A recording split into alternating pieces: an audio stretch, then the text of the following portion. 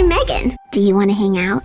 The movie M3GAN is both smart and stupid, scary but funny, innovative yet original, surprising and at the same time predictable. It manages to balance opposite sides of the spectrum perfectly, and the way they did this was actually pretty clever. But the reason for doing this, it was actually even more so. Oh, really? The movie M3GAN is designed to be unnerving. Throughout the entire movie, it constantly makes the audience feel that something isn't quite right, and achieves this by using a variety of clever techniques. Something you probably didn't notice whilst watching the film is that the type of furniture and colour palette chosen for Gemma's house are predominantly masculine. The furniture, textiles and lighting are cold and sombre, and give the house more of a feel of a bachelor's pad rather than a warm and pretty atmosphere you'd expect in a more feminine household. This gave the viewer a feeling of contradiction, that this residence wasn't actually a comforting place, and it was a generic house rather than a family home. The high-tech toy factory was also designed to be contradictory by combining the looks of toy factory and science lab. The room where KD first meets M3GAN was made to look colourful, childlike and happy, but the walls, furniture, ceiling and lighting were designed to be sterile, ordered and minimalistic. This makes for a scene that, on the face of it, should be endearing, but instead feels somewhat unsettling.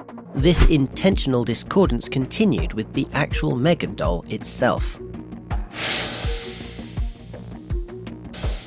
To achieve the illusion that M3GAN was a real android, they used 3 different methods. For long shots where M3GAN had to move quickly or broadly, they used a child actor in a mask. When these shots also had a close-up of M3GAN's face, they used the same method, but the mask was replaced with a digital version of the M3GAN doll's face. For all the other shots, animatronic puppets were used. For the movie, Moto Effects Studios built various animatronic puppets, and as you can see from their work on the babies for the 2017 film Mother, they could have easily made the M3GAN doll to be hyper-realistic. However, the filmmakers wanted the M3GAN doll to be just on the edge of reality, in a place that the industry calls Uncanny Valley. The term Uncanny Valley originally comes from a paper written by Japanese roboticist Masahiro Mori, where he maps out on a graph how we can feel an affinity for humans and we can feel an affinity for something that's not human. But as it becomes more and more human-like, there's a drop-off point where we begin to feel repulsion. This fall and rise in the graph is known as Uncanny Valley. Films like Final Fantasy and The Polar Express are infamous for having accidentally fallen into Uncanny Valley, but M3GAN did so on purpose. Another subtle discordance they achieved, although this one may not have been intentional, arose from the different methods used for the M3GAN doll. As you may have noticed earlier, the actor in a mask, the animatronic puppet, and the visual effects are all just slightly different. It's insane, right? This inconsistency adds to M3GAN's unsettling appearance, but it wasn't M3GAN's looks alone that were inconsistent. The way she moved also varied. In some scenes it was clearly robotic, in others it was elegant and human-like, other times it was wild and bestial, and others completely alien.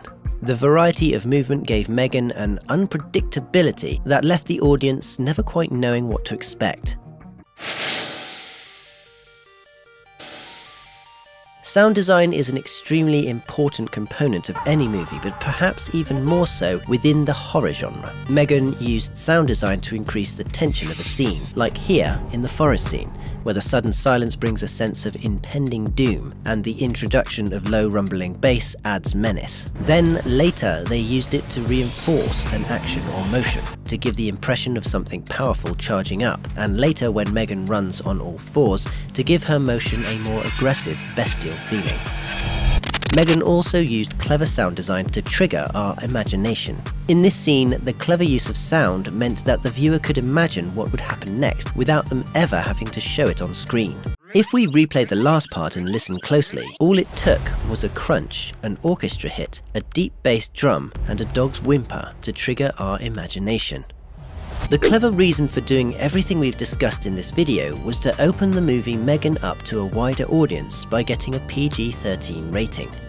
By making the M3GAN doll look how she did, they made the viewer instantly distrust her before she even opened her mouth. By making her movements inconsistent, they made the audience wary of her capabilities. By creating contradicting sets and scenery, they put the viewer subconsciously on edge. With clever sound design, they built up tension and stimulated the viewer's imagination. And by introducing humor, they got the viewer to release some of that tension, but still be acutely aware that something ominous was coming.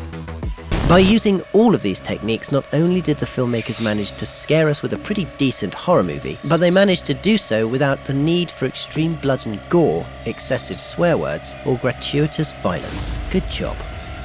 Turn off.